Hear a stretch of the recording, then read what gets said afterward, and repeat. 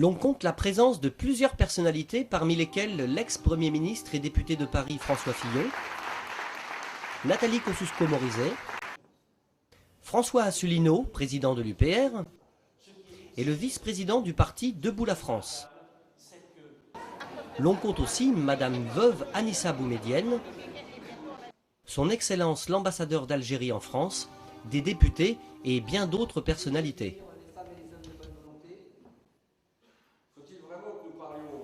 Ces derniers se sont relayés à la tribune pour des prises de parole en relation avec l'événement, mais aussi sur la francophonie et, également, les derniers événements sécuritaires en France ont été largement évoqués.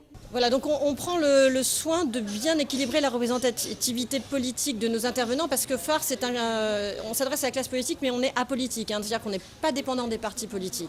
Donc pour ce qui était de la droite, il y avait effectivement François Fillon, ancien Premier ministre, Nathalie Kosciusko-Morizet. Ensuite, au niveau du PS, on avait le député des Français de l'étranger au niveau qui couvre le Maghreb, donc c'est le député Pouria Amir Chahi, donc on avait une représentativité de la gauche.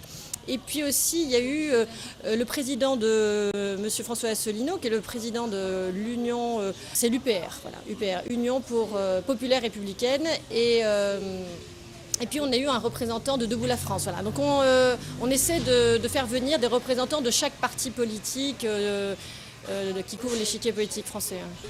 Oui, on a eu le grand honneur d'avoir la présence de notre ambassadeur d'Algérie en France.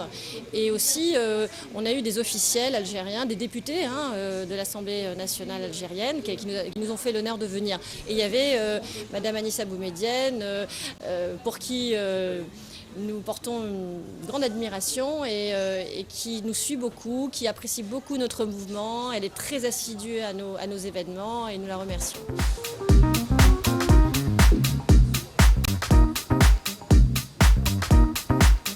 Donc phare en fait a vocation d'être un mouvement national.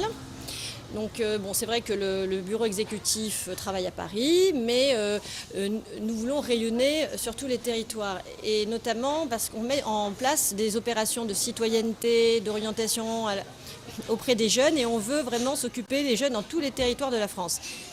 Et donc effectivement, nous sommes en train de travailler avec des responsables locaux pour mettre en place des antennes. Donc il y aura des antennes phares dans tous les grandes régions françaises et qui pourront nous permettre de mettre en place ces opérations-là dans toute la France.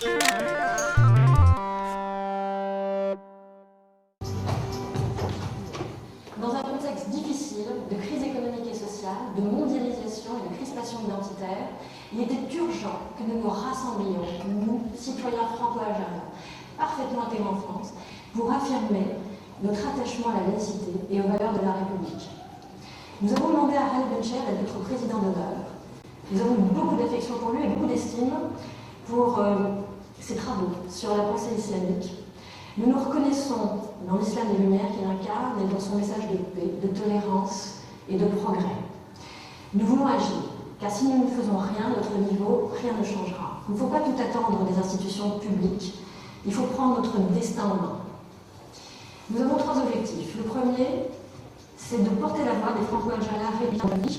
On sait d'où l'on vient, on sait berbères, arabes, ottomans, nos ancêtres avant 1830.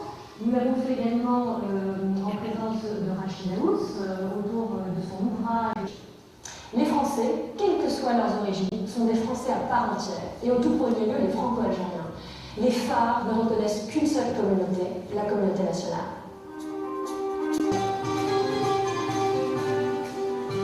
Proche à venir, c'est mettre en place cette opération pilote dans l'Essonne, dans un collège dans un lycée avec 4 collèges et à destination donc des jeunes. On va mettre en place des ateliers de coaching pour les aider à trouver leur voie, à connaître les codes qui leur permettront de s'adapter à l'entreprise, etc. Et on va ramener des entreprises pour qu'ils puissent trouver des stages concrètement. On va ramener les entreprises dans les collèges.